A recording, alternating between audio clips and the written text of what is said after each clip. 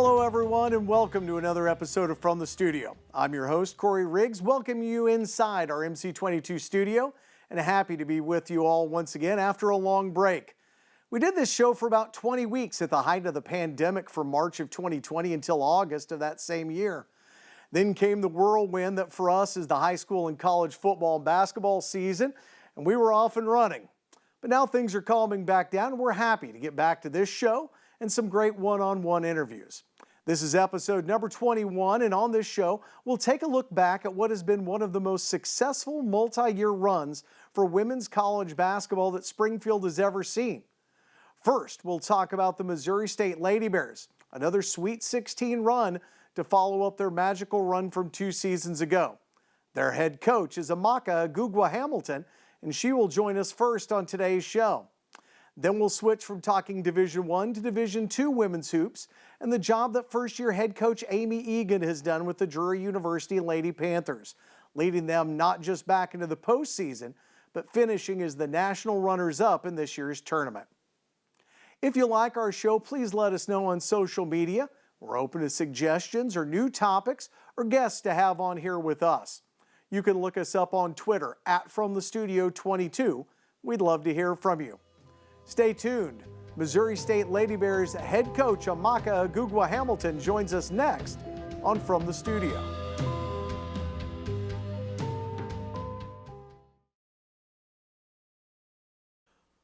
Welcome back to From the Studio on MC22. Our first guest is the second-year head coach at Missouri State University, and in those 2 years, she's just marked a few things off her to-do list.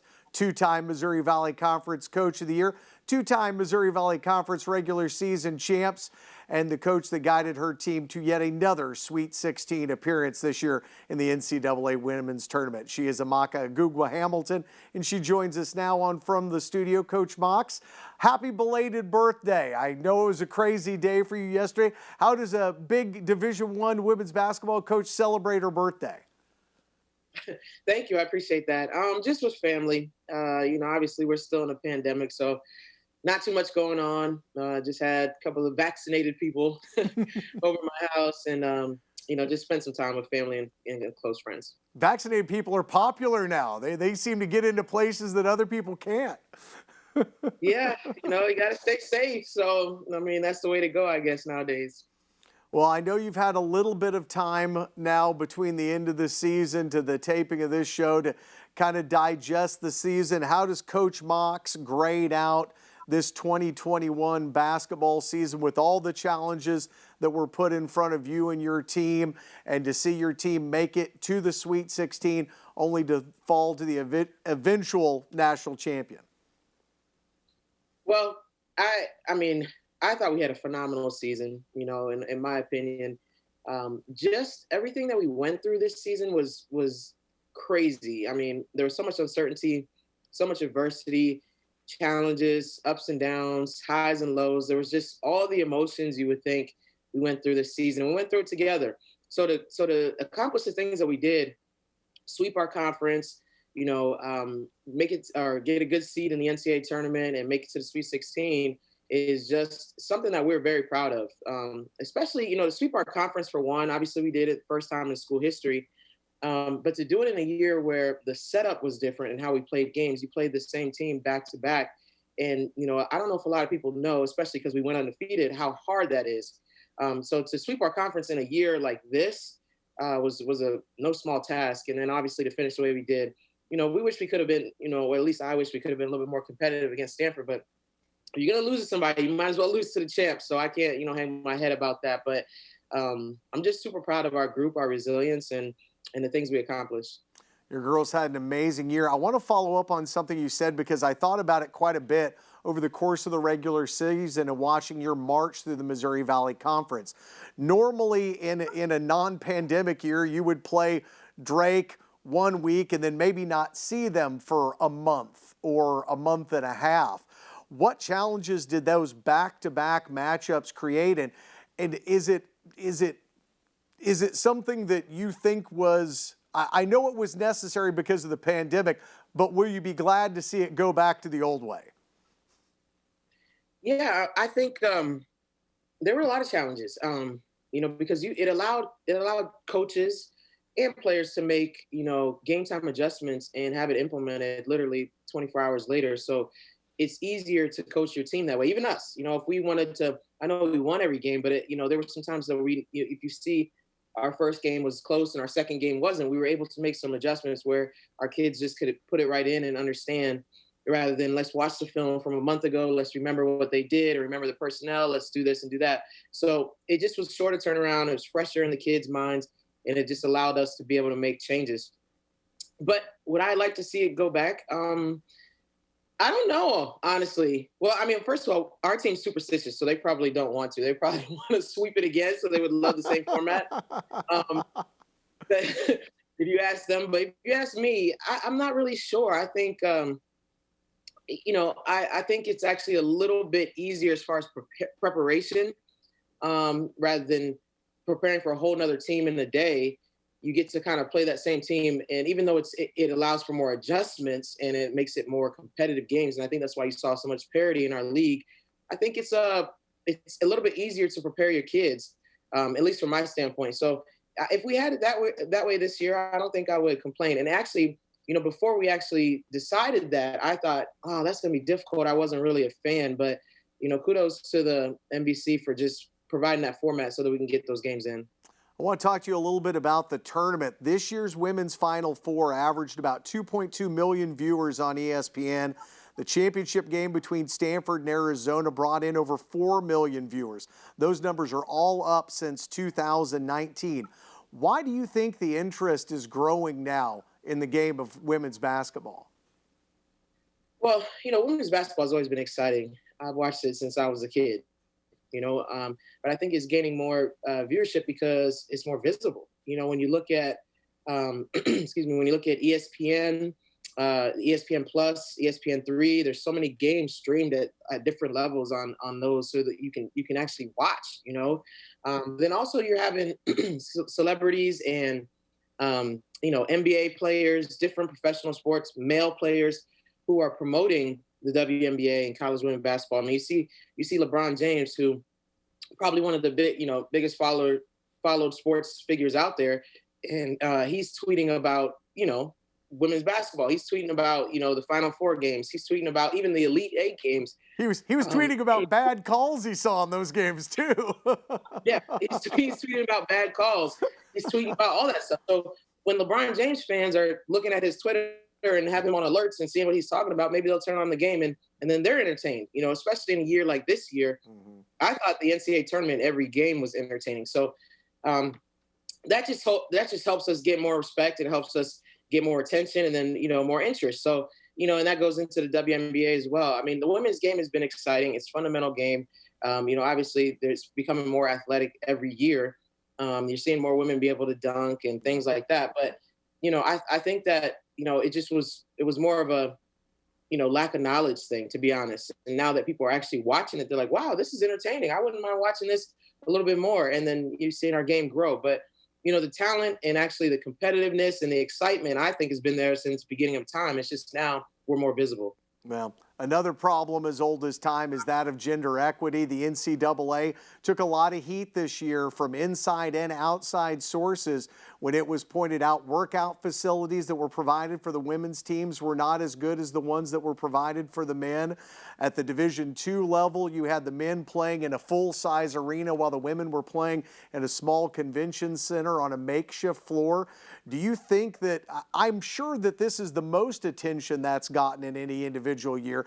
Do you think it got enough attention to see significant change going into next year? Yeah, I do. I think the awareness is there now. People are kind of put on alert, to be honest.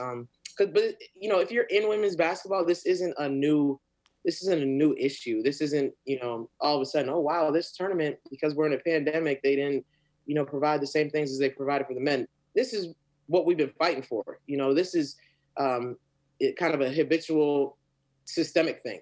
So at this point, I think that everybody has some awareness. It was on the biggest stage in the NCAA tournament, and social media can be a blessing, it can be a curse. And I think for the powers that be, it was a little bit of a curse because they were exposed. And, there's some things that need to be changed, and I think they will. So I was actually really proud to see, the OGs, I guess you can call them in our game, speaking up, Gino, even Muffet, Tara, Don Staley. Don Staley's been a huge voice, not only just for coaches, for women, for Black female women, everything. So, the ones that have a little bit more of the juice are speaking up about it because we work just as hard. Last I checked, our NCAA rules are the same as the men. And, when we can get on the court with our players, how long we can be on the court, how much time they put in, we do exactly what they do. Now, I understand some people might have a preference and want to watch the men's game, but that doesn't take away from what our ladies are putting in and what they're giving to this game. So I think they deserve more. And, we saw that this tournament. I think that there's going to be some changes in the foreseeable future. But for us, specifically, we didn't experience the food issue, really. We were able to order some food in, and the food that was provided by the hotel that we were at was pretty good. So we didn't experience that. But as far as the weight room issue, that was just not acceptable, and they know that, and they changed it. And if you could change it that quickly, I think it should have been probably, in the thought process rather than being an afterthought. But the weight room was something that needs to change. And the NCAA, they said that they had planned on bringing in a weight room for the Sweet 16 teams. But I think that if it's there for every team on the men's side, it should be there for every team on the women's side. So just a little bit more equality and things like that. I thought the venues we played at were pretty good, but I thought we could have, they could have brought in the NCAA floor on all the venues rather than just the Alamo Dome, because when you look at it, we look like we're playing at a Division II school, which we were, but they could at least put the NCAA floor down so that, it looks like the NCAA tournament, kind of how they did with the men and things like that. So I think, or put the logo, whatever you want to do, put something on the floor where, you feel like we go back and watch that film. How about call it March Madness? I don't think I realized until this year that branding is not applied to the women's tournament. Yeah. Well, see, that's the thing. I mean, we knew it, because when you go to March Madness stuff, you don't ever see anything about the women. So, things like that. But again, they do things for us that I do appreciate. I do feel blessed that we have, but I just think that there can be a little bit more equality in the two sports. Coach, we're almost out of time. Before I let you go, it's been a very special run these last couple of seasons with your Lady Bears, but you've got a very special fan base in Southwest Missouri too. In all the time that you have spent in this game, how unique is the interest in women's college basketball here in Southwest Missouri in comparison to your other stops in your career? One of the best in the country, and it just goes back to all the history that we have here with, Lady Bears. I think that this is a big time women's basketball place as well. And but it's a sports town, sports city. They love their sports here, and I'm just happy to see all of our sports starting to do really well. Volleyball had a great year. Men's basketball had a great year. Obviously, football did some amazing things. So I'm just happy to see that Missouri State is really bringing the excitement in athletics. Well, you're bringing a lot of excitement to it too, Coach Mox. Thank you for the time. Happy belated birthday. Thank you. I appreciate it. Coach Mox with us. We'll be back with more from the studio here in just a minute.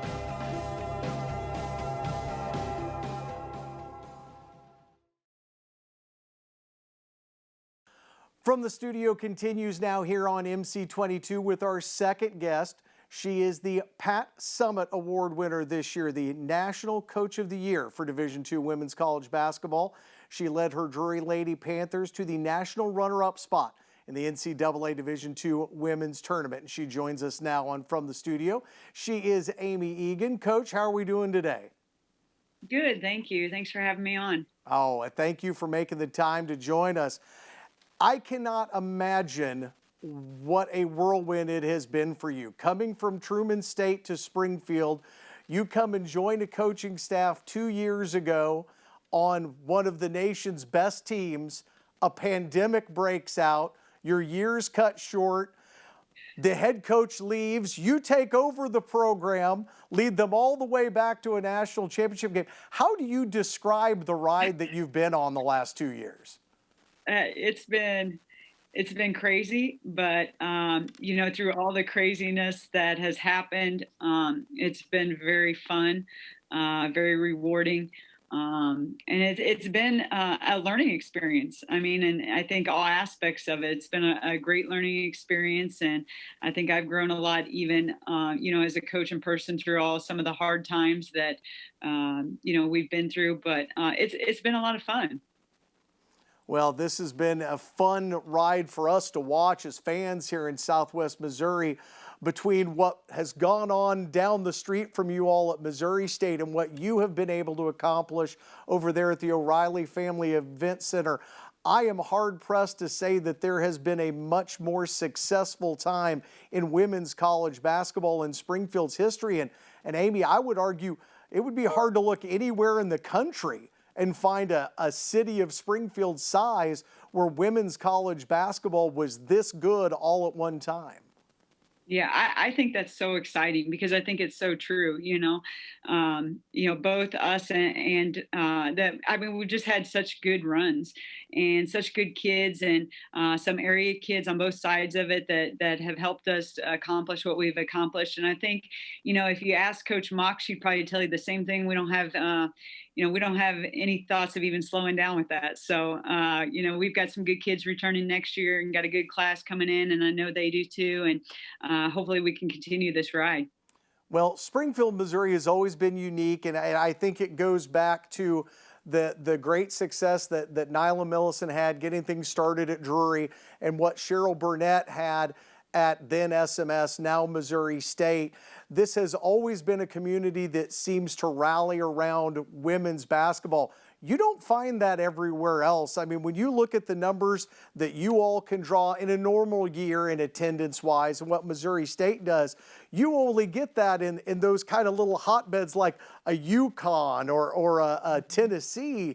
Springfield's pretty special, and it has a special place in its heart for women's basketball. Absolutely. And, that's one thing we sell with recruits and parents, and that's just the experience the kids get when they're here, playing in front of an average of 1,500 fans a night. Being able to watch some fun and exciting basketball as they sit there and are watching those games. But, that's something I think that is very special about this area, the fan following and the support that's here. And I think that's a big reason both us and, Missouri State are successful is because of that support. I think it's unique, but also very, very special.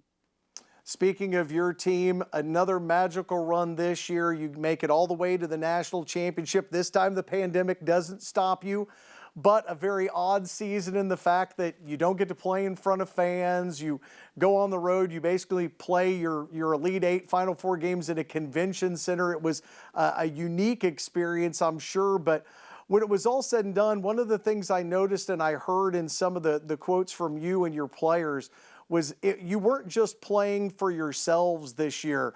You were kind of playing for the last 2 or 3 years worth of Lady Panthers. And I would say I'm sure you did them all proud, but that must have been a heavy weight for those girls to carry this year.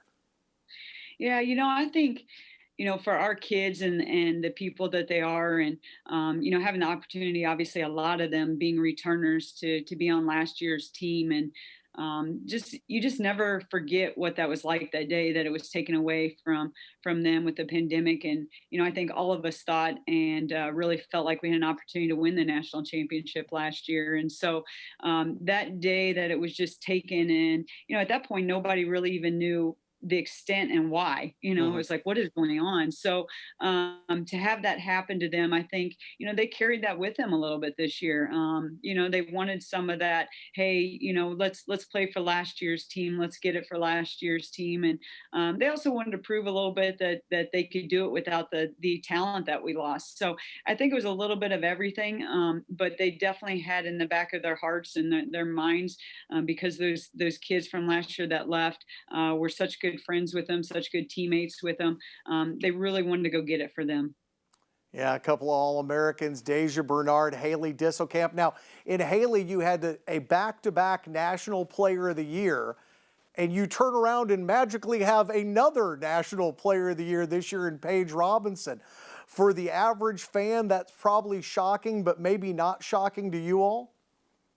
Well, I think to be the National Player of the Year, you have to have a very special kid, and special in not just the area of being talented and skilled, but special in mindset, special in work ethic, special in the kind of teammate they are. Like it takes a really special kid to do that. And the thing about Paige and the conversations I had with Paige is she wanted that, and so for us, it was sitting down and saying, hey, this is what it looks like. This is, how you get to that point, and her really understanding that and taking that in, because it's a hard position to be in. You're Hmm. talking about having to be that kid every single night. And I knew she was talented enough to do that, but we had to make sure that all the other things came together for her. And she handled it like a pro. And that's a big reason she was put in that position at the end of the year. She did both sides of the ball for us, which I think is sometimes hard for kids to do. But I mean, she led us in so many categories, and it wasn't just offense. It was some of the defensive stuff, and she's a great rebounder. So just a kid that I thought was so deserving of it, because playing both sides of the ball and also doing all the other things for us. Well, she was a special player. You have other special players on this team as well, not necessarily about what they did on the floor, but for me as a follower on social media, it was a task they took up off the floor, which was pointing out some of the gender inequities that came to the front this year in the differences between the men's and women's game. I remember looking at my phone one afternoon and following some of your girls on Twitter, and all of a sudden pops up this little video that one of them posted. And it was very nice and very polite, but it was very to the point of, here's where we're about to play our Elite Eight game.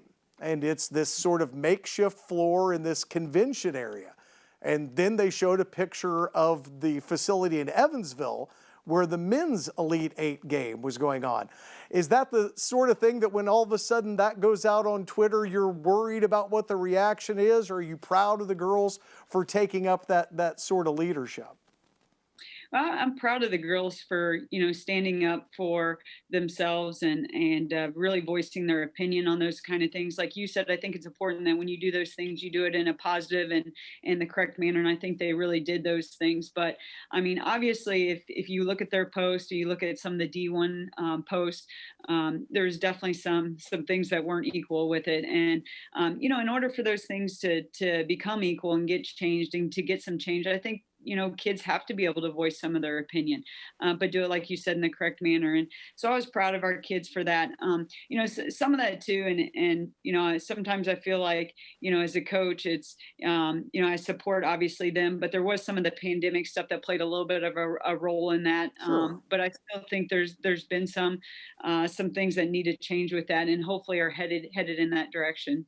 I was going to say, do you have a positive feeling about how the NCAA is trying to move forward with this? Because, I mean, let's be honest, it's been a long time coming. This isn't new. It may be new to the 18, 19-year-old players that are, say, playing the game now for the first time, but you've been around this game a long time. This is not anything new. Right. Yeah. I do, honestly. We're going to do a Zoom meeting with the NCAA and Division II committee and talk about some of those things as a program with them. I think they're going to listen to us and try to help. I really do believe they want the best experience for our ladies. And I do think that's so important. So I'm hoping that if they continue to ask questions and continue to look into it, that some of that will be changed. Coach, what does the offseason look like for the Drury Lady Panthers? I think I saw on social media the other day you got a couple of girls that now have decided they're going to come back for another year. Yeah, we've got 3 seniors that are going to come back. So, that's going to obviously help us out with some of that experience. And I'm super excited about that. We've added a good class and continually are recruiting every day. So looking to hopefully finalize our roster for next year, sometime probably middle of summer with stuff. But as you know, it never ends.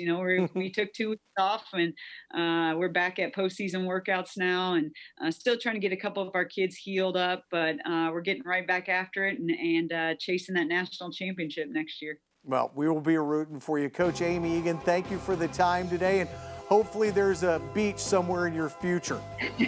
Hopefully so. Thank you. Coach Amy Egan of the Drury Lady Panthers. We'll be back in just a minute and wrap up this episode of From the Studio.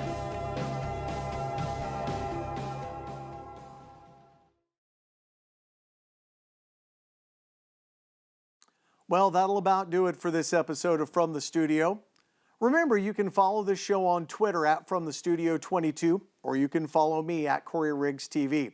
If you've got an idea for a topic or a guest, please send it our way and we'll try to get them on an upcoming show. Before I let you go, I want to give you my final thought, or maybe request, if you will, about today's show and the topic of women's basketball. When thinking about the incredible success that these two programs have enjoyed over the last couple years, it gives me pause. They have had to manage these accomplishments in a time unlike any of us ever dreamed of, playing basketball in a pandemic. We hope that when we get back to basketball in the 2021-2022 season, that we will be able to have fans in the stands without restrictions. And you showing up to a Missouri State Lady Bears game or to a Drury Lady Panther game will be the single greatest way you can show your appreciation to the incredible work these young ladies and these coaching staffs have put in over the last 2 or 3 years. I sat at home this weekend and watched WrestleMania with my son. I know, not the same as basketball. These superhero-sized human beings, men 6'7", 6'8", almost 300 pounds, muscles on top of muscles. And you know what brought them to their knees this weekend? You know that what brought some of them to tears? It wasn't an arm bar and it wasn't a DDT. It was walking out of that tunnel for the first time in 1 year, 1 month, and 1 day and seeing fans. It's that simple, folks. We build bleachers for a reason. Next season, say thank you to Missouri State and Drury by going to a game. Clap, cheer, and celebrate a truly special time in women's college basketball in Southwest Missouri. I know I will. Our final thank yous for this show go out to our great guests today. Thanks to Coach Mox from the Missouri State Lady Bears basketball team, and of course, from Drury Lady Panthers, Coach Amy Egan. And as always, thanks to all of you for watching. Until next time, for all of us here at MC22, I'm Corey Riggs saying so long from the studio.